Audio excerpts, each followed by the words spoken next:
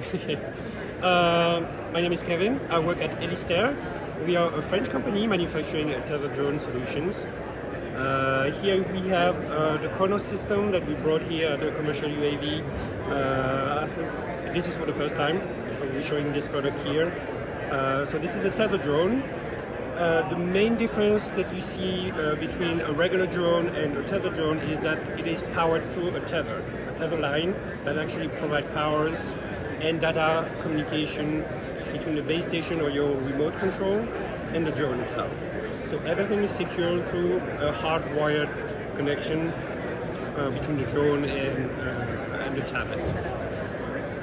Typical use case for this type of solution is border surveillance, border protection. You can install this solution in the back of a pickup truck and actually drive while flying at the same time for a very long period of time, 8, 10 hours, 24 hours without landing. You can also imagine putting the tether drone on a boat instead of a pickup truck. So you can do also for Coast Guards, Coast Guard surveillance as well. So those are the two main applications for the tethered solution. Another use case for the solutions is also using a tethered drone for enhancing a radio mesh network system. So by putting a radio on the drone, you can avoid any obstacles for the communication between two radios on the ground.